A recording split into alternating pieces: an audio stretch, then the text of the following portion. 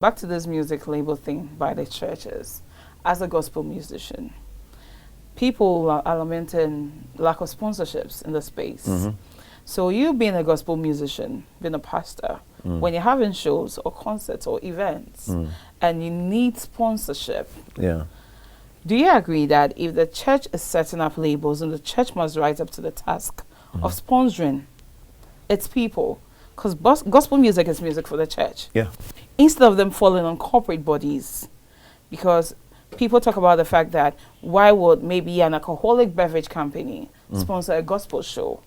It's unheard of. What do you think about what do you think about this issue? Of course, I believe that the church is the biggest beneficiary of gospel music, and gospel music is one route for advancing the kingdom. Yeah. So churches can leverage music to advance their cause, right? And of course, if you are the biggest beneficiary, you should be able to invest back into it. Of course, you don't expect the corporates who have a different disposition to be the ones spearheading gospel music. When the churches complain that gospel music has become too transactional, I always say that it's because we left it for the world to regulate it. Okay. Now, if churches had great labels, Yeah. I mean, let's look at it this way: who is in a better position to manage gospel musicians?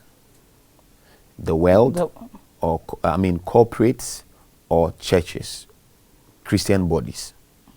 Obviously, Christian bodies. Yeah. Some of the things that we hear that gospel musicians do and it becomes news, I believe that if Christian institutions were regulating the space of Christian music, those things may be kept, because you cannot be signed to a label like Integrity Music, right, and dress a certain way. Yeah.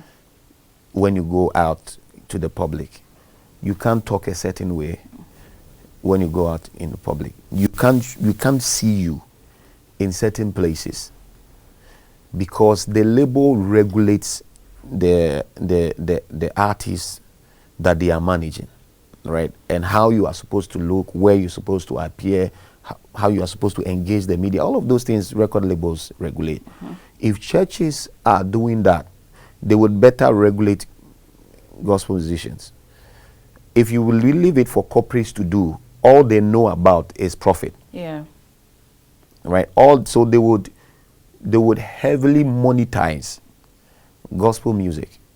Right? And that's why I kept saying that churches should start record labels. Because if we don't, there are other corporates who see that, oh, gospel music is now a viable, really viable business. And when they come into that sector, all they care about is money. So you will see that the theology of gospel musicians will begin to change to reflect what the corporates believe in, and the gospel musician will not be free to do certain kinds of things, because the corporate cares about how much money you bring in, not how much impact you are making, whether spiritual impact. They don't care about those things. They care about numbers, and they reduce souls to numbers. Yeah. So I believe that when churches do that, they would better regulate the space. That's why I called for churches to enter into the space. The issue of sponsorship is crazy, especially in our part of the world.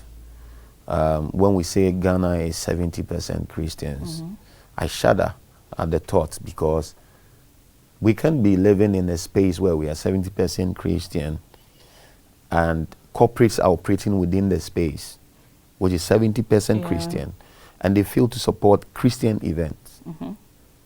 And I don't know whether it's Christians who are not rising up to the occasion and making demands, because Ghanaian corporates, for some reason, don't want to be associated with gospel music at all. you know, but we are 70% Christian. I know, right?